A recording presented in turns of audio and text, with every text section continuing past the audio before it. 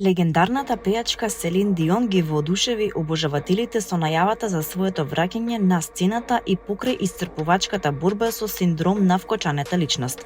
Поп-иконата која наполни 58 години преку Инстаграм откри дека во септември и октомври ќе одржи 10-дневна концертна резиденција во арената La Défense Arena во Париз.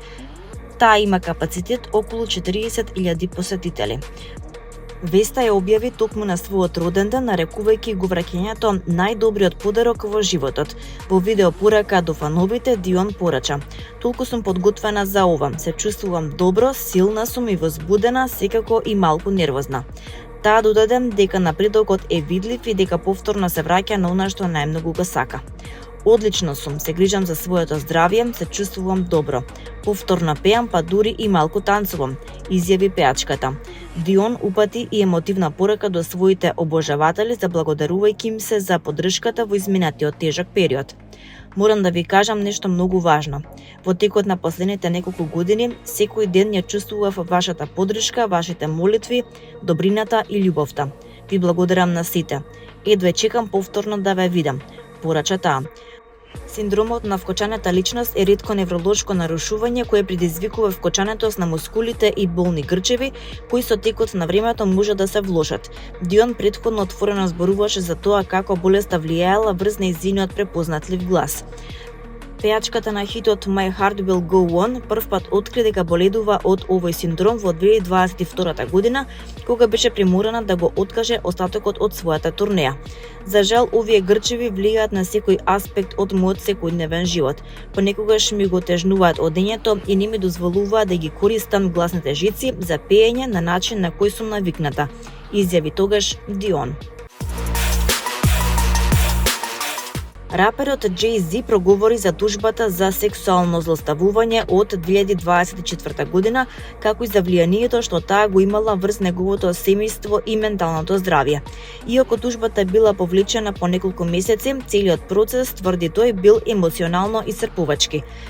По повод цели 3 децении на сцената, Jay-Z за GQ се обидел да објасни како соочувањето со обвинувањата влијало врз неговата стабилност и односи.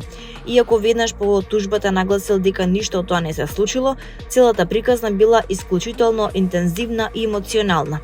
"Бев многу повреден, бев лут на начин на кој долго време не сум бил. Чувствував гнев што не знаев лесно да го контролирам", признал тој во интервјуто, додавајќи дека покрај јавниот притисок бил загрижен и за последиците што целата ситуација ќе ги остави врз неговите најблиски. "Првата личност на која морав да ја кажам беше сопругата. Знаев дека тоа ќе влие врз нашето дете, врз целото семејство и не можев да ја игнорирам тежината на тоа", изјавил тој во врска со обвинувањата што се појавиле во момент кога неговата ќерка Blue Ivy имала премиера на својот филм. "Тоа беше ситуација што многу ме исцрпи. Бев лут, повреден, ментално исцрпен. Никој не треба да поминува низ такво нешто. Иако обвинувањата не беа вистинити, емоционалниот ефект беше реален врз мене и моето семејство. Знаев дека ќе го поминеме тоа, бидејќи пред се не е вистина. И на крајот од денот, вистината е таа што останува", изјави раперот.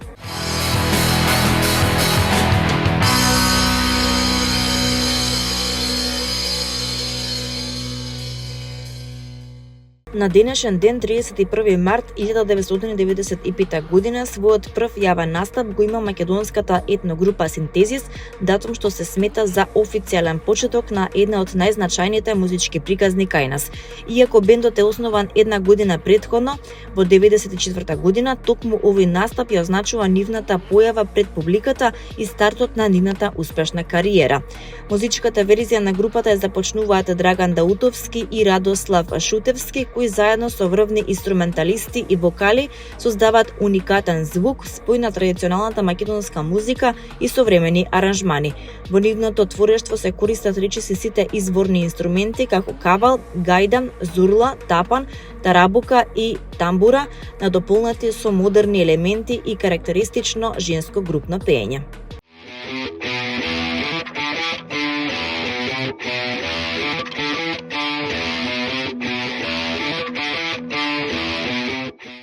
на сцената на Македонскиот народен театар на 1 април во рамките на роденденското одбележување 81 година МНТ ќе гостува Словенечко народно гледалиште од Марибор со представата Амадеус од наградуваниот Питер Шафер и во режија на меѓународно признаениот македонски режисер Александар Поповски.